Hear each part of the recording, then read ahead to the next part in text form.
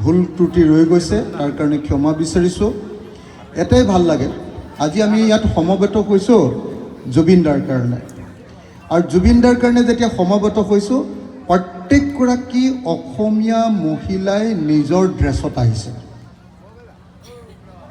নিজৰ ড্ৰেছত আহি নিজৰ আটাইতকৈ আপোন ল'ৰাটোক স্মৰণ কৰিছে আৰু কৈছে, মই সোমাই আহোঁতে কেইবাগৰাকী মহিলাই মোক কৈছে যে ছাৰ বেলেগ কথা বাদ দিয়ক, আমাক জুবিন দাৰ ন্যায় লাগিবই। বিচাৰেনে আপোনালোকে সকলোৱে? মই সকলোৰে পৰা, দূৰত থকা সকলৰ পৰাও মই এটা জোৰকৈ হাত তালি বিচাৰিম যদিহে সঁচাকৈ জুবিন দাৰ ন্যায় আপোনালোকে বিচাৰে। মই অসমৰ মুখ্যমন্ত্ৰী হিমন্ত বিশ্ব শৰ্মাক শিৱসাগৰৰ আটাইতকৈ গুৰুত্বপূৰ্ণ ঠাই বৰ্ডিং খেলপথাৰত আমাৰ শিৱসাগৰৰ মহিলাসকলে কেইবা হাজাৰ মহিলাই একেলগতে কৈছে, আমাৰ মঞ্চত থকা সকলোকো মই ক'বলৈ অনুৰোধ কৰিছোঁ, ছাইডত থকা সকলোকে একেলগে হাত তালি বজাই এবাৰ অসমৰ মুখ্যমন্ত্ৰীক জনাই দিয়ক, আমি সকলোৱে জোৰকৈ হাত তালি বজাই জনাই দিম যে যদি জুবিন দাৰ ন্যায় নাপাওঁ, 8 ডিচেম্বৰ বুলি কৈছে, 8 ডিচেম্বৰত তেওঁ চাৰ্জশ্বিট দিম বুলি কৈছে। যদি সেই সঁচাকৈ জুবিন দাৰ যিসকলে হত্যা কৰিলে বা যিসকলে মাৰিলে সেইসকলে যদি সঁচাকৈ ফাঁচী কাঠত নোলমে, তেতিয়াহ'লে কিন্তু ভৱিষ্যতেও হিমন্ত বিশ্ব শৰ্মাক কেতিয়াও আমি শান্তিত থাকিবলৈ নিদিওঁ। হয়নে নহয়? হয়নে নহয়? আপোনালোকে ভাবক যে অসমীয়া জাতিৰ আটাইতকৈ আপোন ল'ৰাটো, যে গোটেই জীৱন অসমীয়া জাতিৰ কাৰণে গীত ৰচনা কৰিলে। আমি ভূপেন দাক জানো, ভূপেন দাই যেনেকৈ গোটেই জীৱনটো অসমীয়াৰ কাৰণে দিলে, গোটেই জীৱনটো জাতিৰ কাৰণে দিলে, ভূপেন দাৰ পাছত একেবাৰে জাতিটোৰ কাৰণে আটাইতকৈ ভাল পায়, জাতিটোৰ কাৰণে হিয়া উবৰি দিয়া মানুহজনৰ নামে হ'ল জুবিন গাৰ্গ। হয়নে নহয় বাৰু? একদম জুবিন গাৰ্গ মৃত্যু হওঁতে নিজৰ ঘৰৰ ল'ৰাটো মৃত্যু হোৱা যেন লাগিছিলেনে নাই আপোনালোকৰ? সঁচাকৈ লাগিছিলেনে নাই? আৰু সেইকাৰণে জুবিন গাৰ্গৰ মৃত্যু আমি কোনেও পাহৰিলে নহ'ব। মই অনুৰোধ জনাইছোঁ, এবাৰ জোৰকৈ এটা হাত তালি বজাই হিমন্ত বিশ্ব শৰ্মাক জনাই দিব লাগিব যে আমাক ন্যায় লাগিব।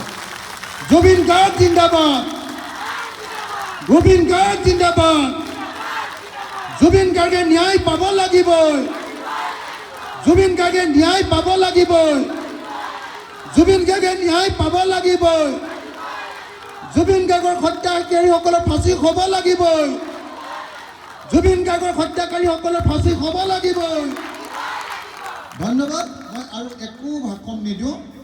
জগতগুৰু শংকৰদেৱে আমাক আহিলে, কমলা কাইদেউ আহি গ'ল। সকলোৱে জোৰকৈ হাততালি এটা বজাই কমলা গগৈক আদৰণি জনাব লাগে। আমাৰ শিৱসাগৰীয়াৰ নাম উজ্জ্বল কৰা কমলা গগৈ, তেখেতো আহি গ'ল। মই সকলোকে হাত তালি বজাবলৈ অনুৰোধ কৰিলোঁ। আৰু বিশেষকৈ এই বাইদেউজনীকনো মই কেনেকৈ ধন্যবাদ জনাম যে ইমানখিনি মহিলাক এনেকৈ লগত লৈ ফুৰে। কিবা ভুল ভ্ৰান্তি হ'লেও আপোনালোকে এই বাইদেউজনীক ক্ষমা কৰিব দেই। আৰু যদি কেতিয়াবা ভুল ভ্ৰান্তি হয়, কিবা অসুবিধাও হয়, এই মানুহগৰাকীৰ ভুলটো মোৰ ওচৰলৈ লৈ আহিব, মই সমাধান কৰি দিম চববিলাক দেই। এই মানুহজনীয়ে আপোনালোকৰ কাৰণে বহুত লাগি থাকে। আৰু এগৰাকী মানুহ আমি সকলোৱে চিনাকি কৰি দিব লাগিব। আহকচোন, আমাৰ শিৱসাগৰৰ নহয় জানো বাইদেউ? বাইদেউকো চিনাকি কৰি দিব খুজিছোঁ। আমাৰ শিৱসাগৰৰ আন এগৰাকী অত্যন্ত যশস্বী আমাৰ কলাকাৰ গীতালি শৰ্মা বাইদেউ, গীতালি শৰ্মা বাইদেউকো মই আপোনালোকৰ সন্মুখত থিয় কৰাই আপোনালোকৰ পৰা আশীৰ্বাদ বিচাৰিছোঁ। আৰু আমাৰ প্ৰভু ঈশ্বৰ আহি আছে, পালেহিয়ে নহয়, পীতাম্বৰ দেৱগোস্বামী কিমান দেৰি লাগিব?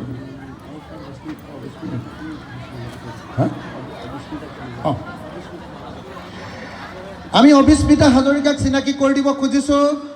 আন এগৰাকী শিল্পী অবিস্মিতা হাজৰিকা, সকলোৱে এটা হাত তালি বজাই তেখেতক আদৰণি জনাব। অবিস্মিতা হাজৰিকা। তো এইসকল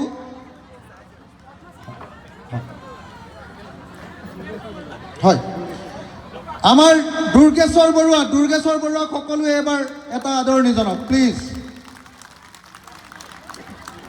হয়, মই এইখিনি কৈয়ে আৰু বেলেগ কথা কৈ নাথাকোঁ, গৰম আহিছে। ইমান গৰমত এতিয়া প্ৰভু ঈশ্বৰ আহি আছে, পালেহিয়ে। সেইকাৰণেহে আমি লেট কৰি আছোঁ প্ৰভু ঈশ্বৰৰ কাৰণে প্ৰভুজনৰ কাৰণেহে আমি লেট কৰি আছোঁ, নহ'লে কাৰো কাৰণে আমি লেট কৰি থকা নাই।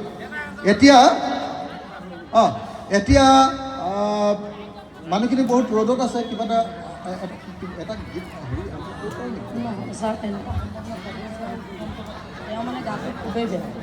আপোনালোকক আচলতে আমি ৰখাই থ'বলৈ বিচৰা নাই, আমাৰো বেয়া লাগিছে। আপোনালোকে নেভাবিব যে আপোনালোকক ৰ'দত ৰাখি আমি বৰ শান্তি পাইছোঁ। আচলতে কথাটো কি আছে, আমাৰ সত্ৰাধিকাৰৰ গাটো খুবেই